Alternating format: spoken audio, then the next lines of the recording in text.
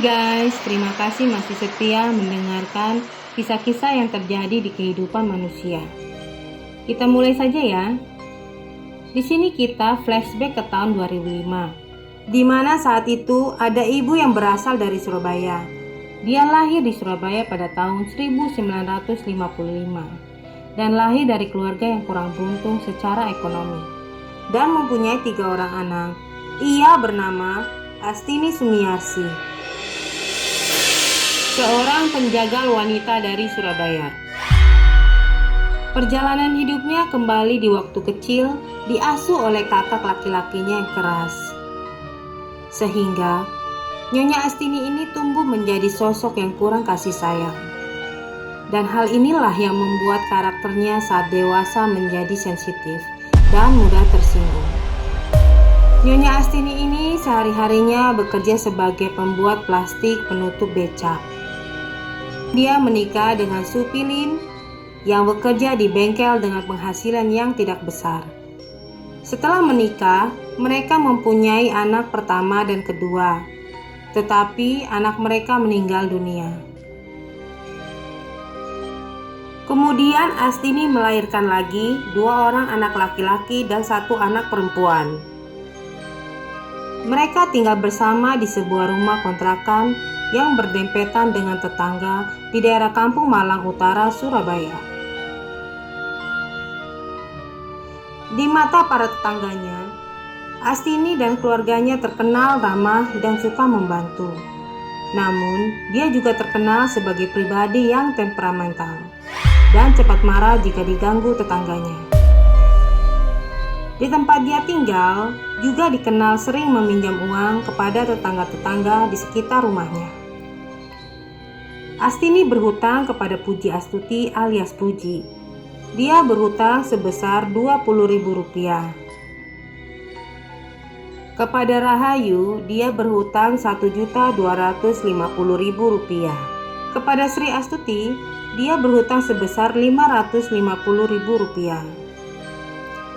Saat Astini ditagih, dia belum bisa membayar.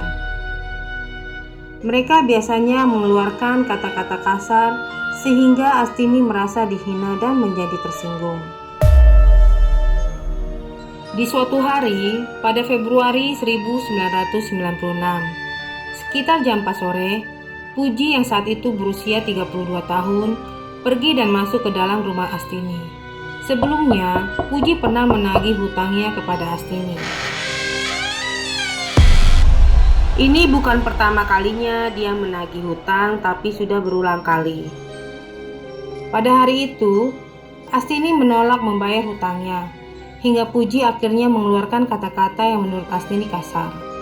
Kata-katanya itu seperti menyebut Astini sebagai orang miskin, masak saja tidak bisa, apalagi membayar hutang. Astini ini jadi merasa dihina dan tersinggung. Lalu dia pergi ke dapur meraih sepotong besi dan kembali ke hadapan Puji. Kemudian menghantamkannya besi itu ke kepala Puji berkali-kali.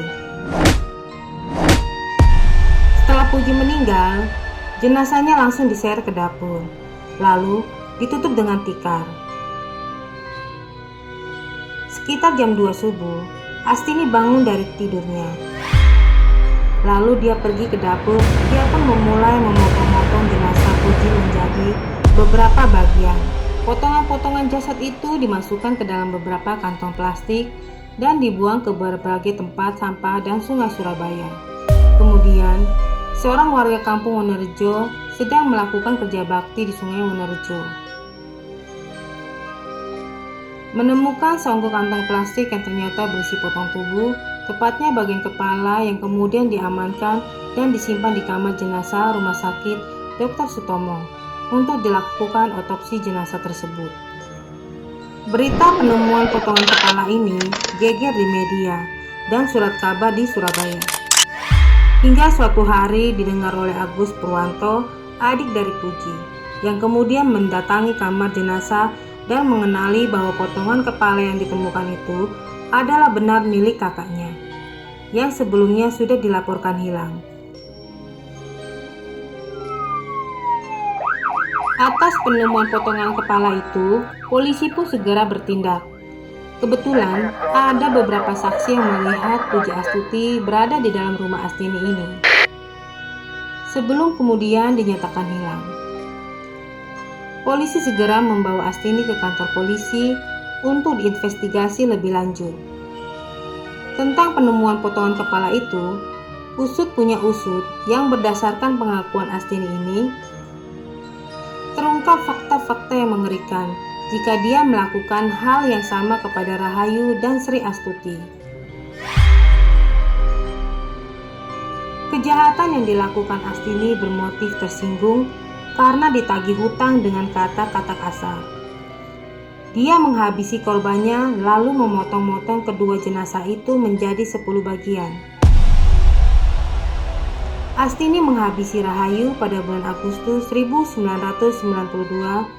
karena Rahayu terus-menerus menagih hutang ke Astini sebesar Rp1.250.000. Padahal menurut Astini, hutangnya sudah dicicil beberapa kali, hingga seharusnya tinggal Rp450.000. Kemudian, di antara mereka terjadi pertengkaran tentang jumlah hutang yang diakhiri oleh Astini dengan menghabisi nyawanya. Hingga saat ini, potongan-potongan tubuh Rahayu belum ditemukan. Sedangkan Sri Astuti yang saat itu berusia 35 tahun dihabisi pada bulan November 1993 dengan motif yang sama. Sepotong tangan Sri sempat ditemukan oleh seorang pemulung di daerah Sukolilo, Surabaya. Setiap selesai membunuh korban-korbannya, Astini selalu mengambil perhiasan dan uang korbannya. Di persidangan, Ketua Majelis Hakim Maskin menjatuhkan hukuman mati terhadap Astini. Sementara itu, pengacara Astini yang bernama John Frederick meminta keringanan vonis dengan alasan hasil pemeriksaan psikologis dari kepolisian yang menunjukkan bahwa Astini mengalami gangguan kepribadian yang sulit mengendalikan emosi sensitif dan mudah tersinggung.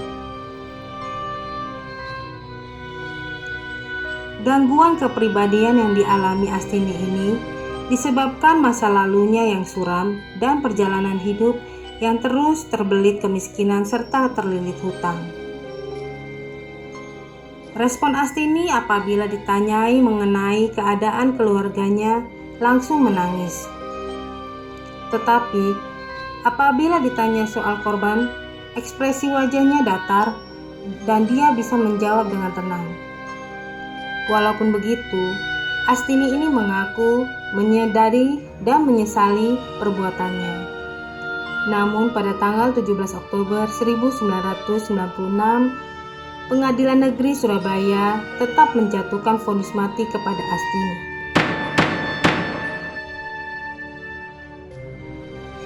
Mendengar vonis hukuman mati untuk Astini, para pengunjung sidang yang kebanyakan adalah keluarga korban bersorak gembira. Mereka lalu menyalami majelis hakim dan para polisi yang menjaga persidangan. Sedangkan Astini masih berharap majelis meringankan hukumannya dengan mengajukan banding ke pengadilan tinggi.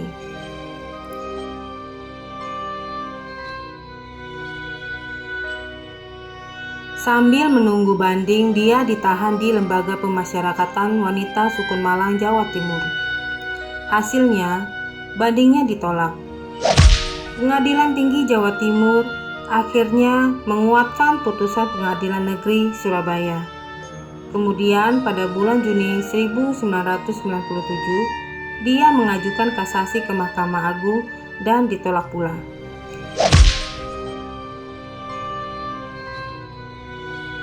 Kemudian Astini juga memohon gerasi ke Presiden berkali-kali, yang selalu ditolak.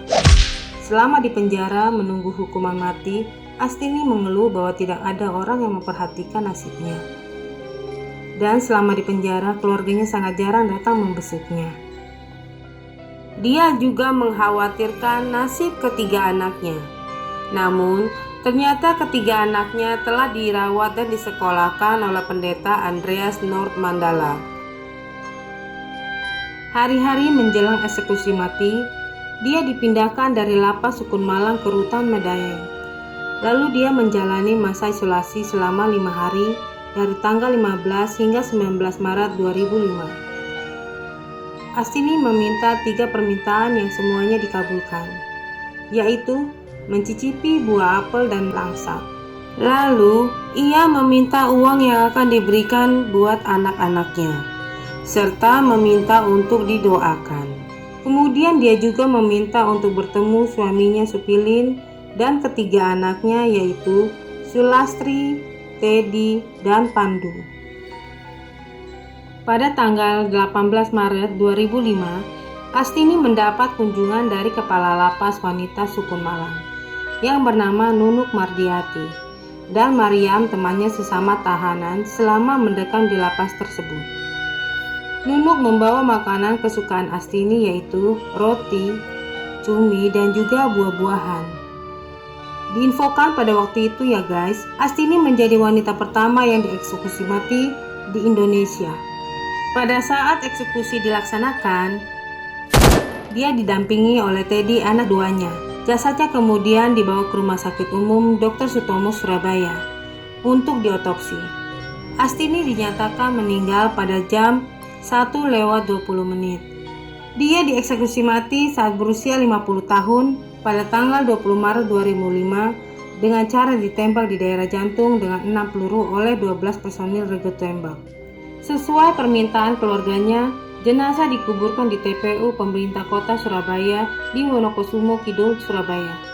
Setelah peristiwa keji itu, keluarga Astini memilih pindah meninggalkan rumah kontrakan itu. Kondisi rumah kontrakan tersebut jadi dipenuhi nuansa horor. Para penghuni yang mengontrak di sana jadi sering mengalami beberapa kejadian aneh. Sumur di rumah itu dulunya digunakan oleh Astini untuk membuang barang-barang milik korbannya. Sehingga walaupun ditutup, tetap dianggap angker dan menakutkan bagi warga sekitar. Oke guys, selesai sudah ya. Ketemu lagi di sisi lain kehidupan manusia. Bye.